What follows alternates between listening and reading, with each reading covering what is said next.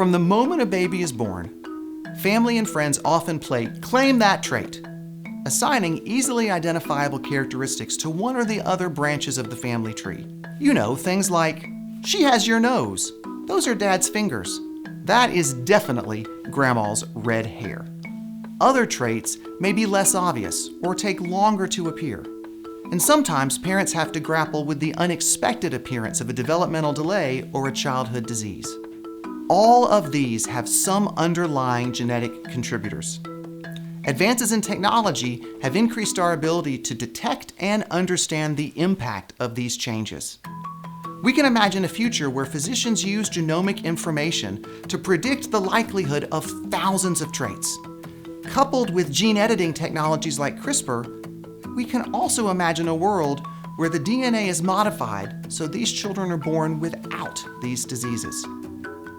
In the same way, scientists have begun to uncover the genetic contributors to more complex traits like personality, athleticism, even intelligence.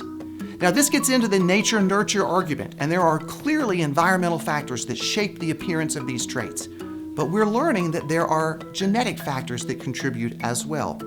It's not that difficult to imagine a world where parents may actually use this information and gene editing technologies to modify the DNA of their future children to create good-looking, well-mannered, musically gifted scholar athletes. Now, the reality of that scenario, as well as whether as a society we would be willing to embrace such a vision of the future, is definitely open to debate. In this session, we'll explore the genetic technologies and tools used to predict complex traits and disease. We'll also wade into the hype surrounding designer babies. There are all sorts of ethical challenges throughout this conversation, so buckle up your seatbelt. We are in for quite a ride.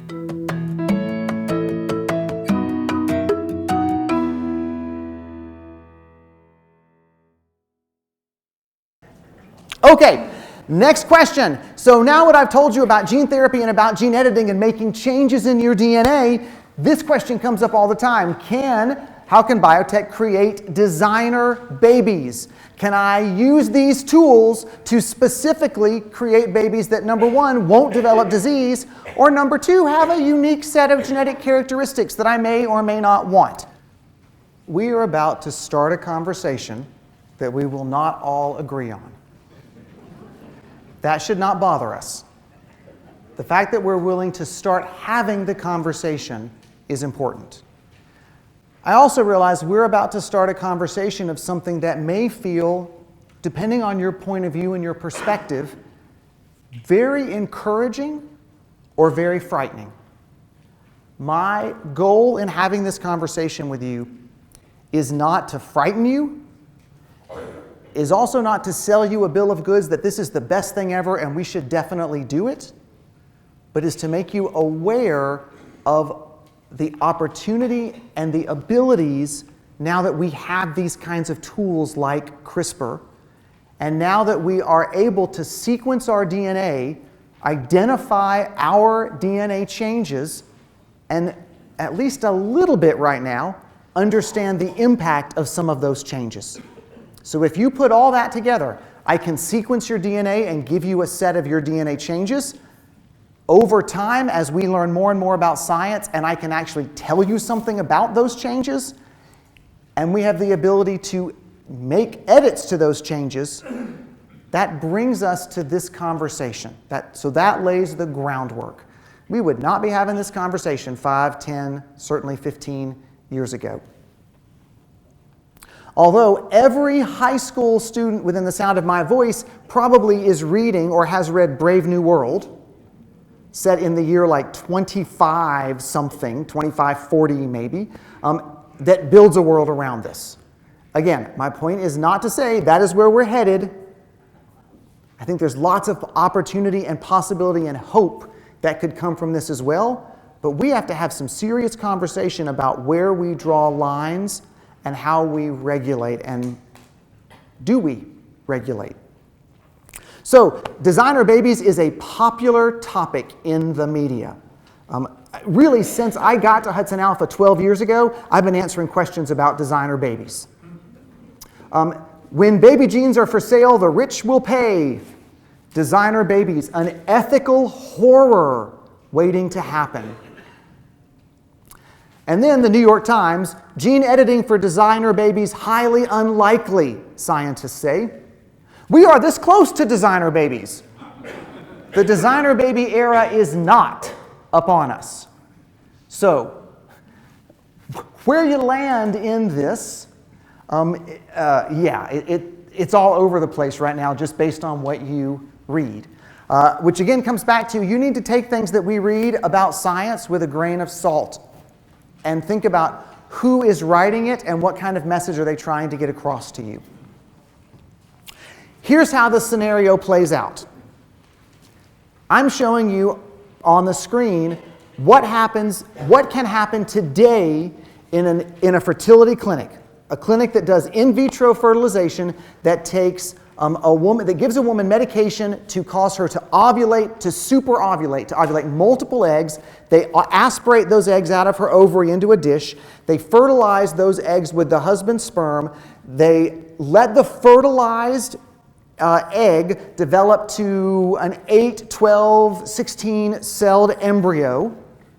So here we are. They take 1 or 2 cells from that embryo. They run a set of genetic tests. Right now, the list of genetic tests they run is relatively small and is based specifically on what that family may be dealing with. If this family has a history of a devastating genetic disease, they're going to test for that specific genetic disease. And then they're going to come back and they're going to say, okay, we have 8 embryos here. Embryos 2, 5, and 7 are free of the mutation. And the parents make a decision about which embryos they're going to implant. That happens right now. So I'm using that as our background. The scenario around designer babies then says, we actually go a step further, and not only are we testing for this relatively small number of debilitating diseases, we're testing for a whole lot of other diseases, and we're also testing for things like physical features and athletic ability and musical ability and personality and all kinds of other traits, so that we now can actually put a portfolio together that tells you that embryo 3, for example, is 50% more likely to score above 1,500 on the SAT, and embryo 4 is 3 times more likely to be a long-distance runner. Oh, but embryo 6 is going to be really outgoing and compliant. And then parents make decisions based on the portfolio that they like best. And then the scenario around designer babies goes another step further and says, oh, now we're going to use gene editing, and I'm either going to edit the egg or the sperm, the precursor, the egg or the sperm, or I'm going to edit the brand new fertilized embryo. And if I know that dad has some social awkwardness, we're just going to edit that right out. And Mom is not the fastest runner. Mom is the person that if you're being chased by a bear, you want Mom behind you, because Mom's going to be the one that gets caught. We're going to edit that out as well. Marathon runner, off we go. Okay. All right. That is the story that the press would have you believe about designer babies. That we're going to know all this information, and we're going to be able to edit it away and give you exactly what you want. Okay, here's the reality. Number one, you've already heard me say gene editing is not ready for prime time, and in many places is forbidden, because this is germ line editing. This changes every cell in this embryo and their offspring. So this is that permanent kind of change. And this is a big and you're going to hear me say this for the next 3 weeks as we talk about things like weight and nutrition and longevity and all sorts of other stuff. Knowledge of the genetic factors associated with these traits is in its earliest stages.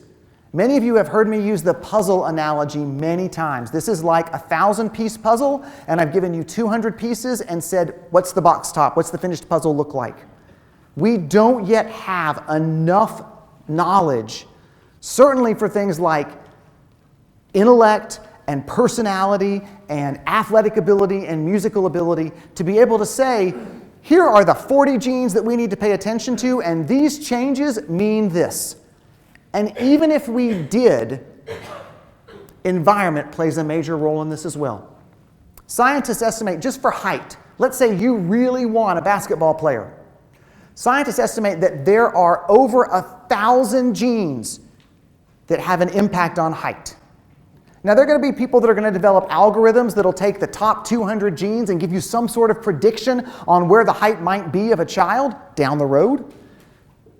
But the nutrition of that child, if that child's exposed to other things in utero or early in life, are going to impact that as well. So this concept has some truth in it. We're going to be able to tell you information about your risk of disease. And in some cases, it's an all or none. You got this DNA change, you have this disease. In other cases, it's not quite that strong. There's an 80% lifetime risk that you'll develop this disease. And in other cases, it's one of 50 different factors that may contribute to this, or 100 or 200 different factors.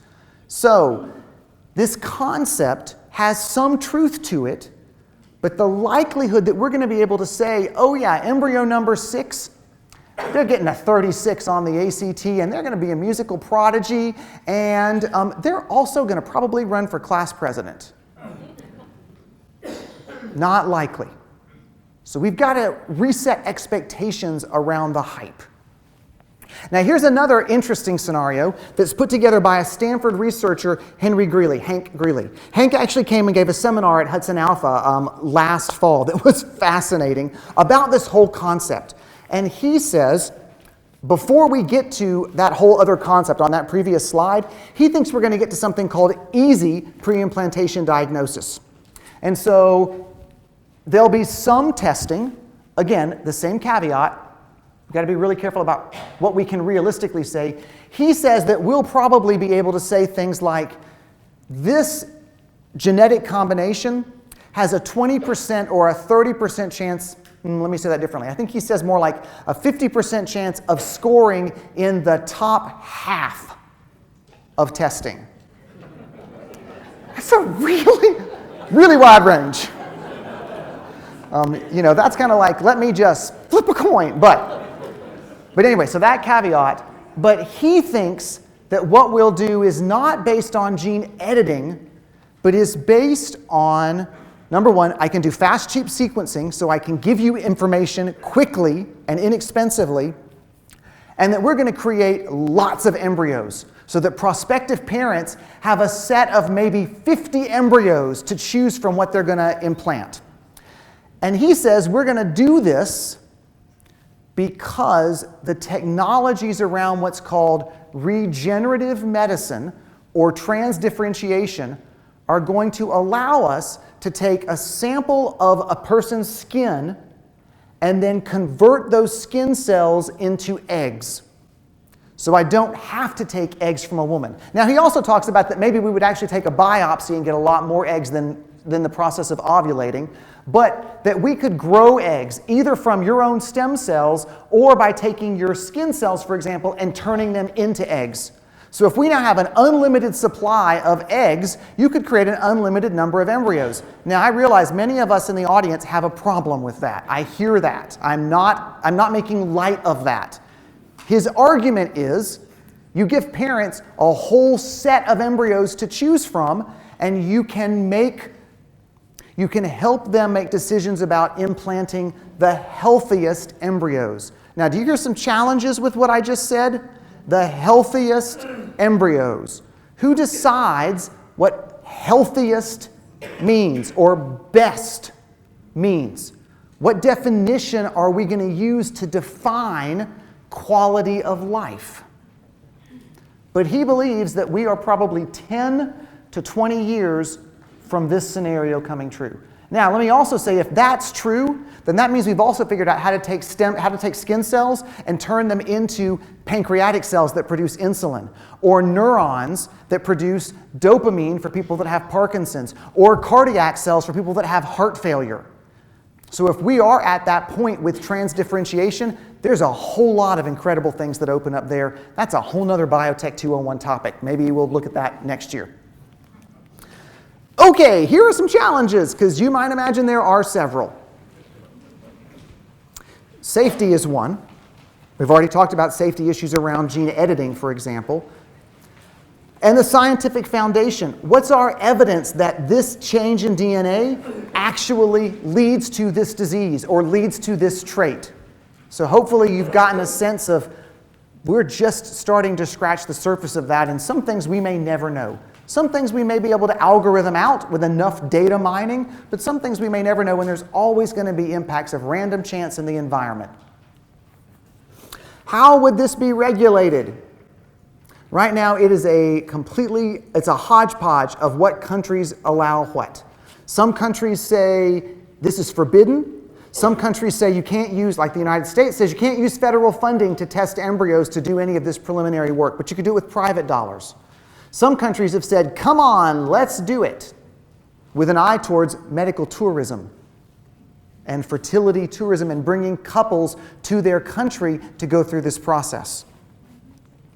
Now let's talk about the ethical challenges, and there's a whole bunch. And let me just apologize, those of you that are watching online and those of you that are in the audience, you don't have this slide. I forgot to give you the printout of the ethical concerns, so I apologize. Big oversight on my part.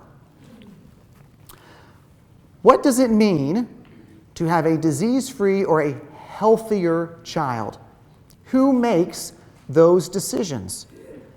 It might be relatively easy for many of us, or even most of us in this room, to say, if I could prevent a child being born who has a debilitating disease that will suffer incredibly and die by the end of their first year, not everybody in this room is going to go for that, but many people in this room might. Fewer people in this room might, if it's a disease that's just kind of an inconvenience, but not devastating and not life-ending. What do you think about height, or about the ability to run faster or longer, or intellect? Is that healthier? Is that better? Who makes those decisions about what's allowed? Because if we start to allow it for one thing, have we now opened the door to allow it for everything? There's a slippery slope there. What about enhancements? So this list of genes behind me, there are 6 of them. Changes, variation in these genes actually confers desirable traits. Higher levels of endurance. This is the thing that people, that cyclists that have been indicted for doping have been trying to change by taking medicine. There's a genetic change that automatically gives you that higher endurance. Leaner muscle and greater muscle mass, low levels of the bad cholesterol, stronger bones, lower requirements for daily sleep. Some of you just really perked your ears up at that one. And we already talked about lifelong resistance to HIV. These are enhancements. These might be valuable enhancements. They might impact your risk of disease. Should we allow these kinds of enhancements to go forward? Should we preferentially pick embryos with these kinds of enhancements? What does this mean for diversity and our understanding of the value of human life? What does this mean for people that are born with disabilities? Do we begin to put less value on them because we have said we are now trying to reduce that burden? We're now trying to move away from that. If we move down that road and people choose not to go down this road to have children and have children with disabilities, how are they treated? Are they cared for? What do we mean? What does our society look like? Do we run a danger of moving us closer to some set of ideal? Now again, hear me, reducing disease, reducing the risk of a child being born with a devastating, debilitating disease has incredible value. I'm not speaking out against that. But if you have a family member with one of these disorders, in all likelihood, they still bring great value to your life and to our world and to our society. So what kind of world do we ultimately want to live in, and where do we draw some of those boundaries? And how would we offer this equitably? This is hundreds of thousands of dollars. Who has access to this? If we're not going to make this universally accessible, are we now going to create a society where not only are we divided based on our income, but we now are divided based on our genes and based on our genetic enhancements? Now, some people would say, well, if I have the means, I'm already going to I'm going to give my kids extra tutoring, and I'm going to give them all sorts of other opportunities they wouldn't have been able to get otherwise, so why can't I just pay for specific genes or specific genetic enhancements? What's the difference? I can either pay for a tutor, or I can give them a genetic change that puts them in the top half of their ACT scores. And then, for many people, the issue starts back even earlier than everything I've talked about, and it's the fact that you're creating lots of embryos, and then you're discarding embryos that you've deemed not fit. So what does that look like? And I just want to acknowledge that many people around the world come from faith backgrounds where life begins at conception, and so the concept of destroying embryos is really challenging for them, even in light of reducing disease. So where does the line get drawn?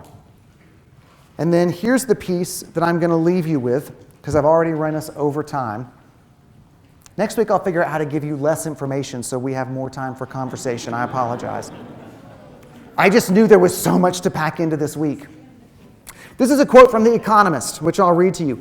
Deaf parents might prefer their offspring to be deaf too. Pushy parents. None of us are pushy parents, but you know pushy parents, don't you? Pushy parents might want to boost their child's intelligence at all costs, even if doing so affects their personalities in other ways. And if it becomes possible to tweak genes to make children smarter, or any of the other things we've just talked about, with the big caveats that there are lots of other factors, not just genetics, should that option really be limited to the rich or made freely available to everybody? Lots of things to think about in this world of gene therapy and gene editing and all the opportunities that it offers us. I think there's incredible value here that I would never want us to just reject out of hand, but we have to have some conversations about where we go with this and what routes we go down and how much regulation versus how much freedom we put around this. And that's challenging because every single one of us probably has a slightly different perspective on this. Next week, we're going to take a little more lighthearted view, although Predict My Death is probably not so lighthearted. But we're going to talk about, can biotechnology, can genetics help me lose weight and design a great fitness plan? And can biotechnology and genetics help me predict my death? Two really interesting topics. We will not be serving quinoa. We will still have cookies next week. Let me just reassure you about that. Thank you. I know we covered a lot of ground and a lot of deep topics. Thank you for hanging in there with me. I will see you next week. Have a good night. Thanks, everybody.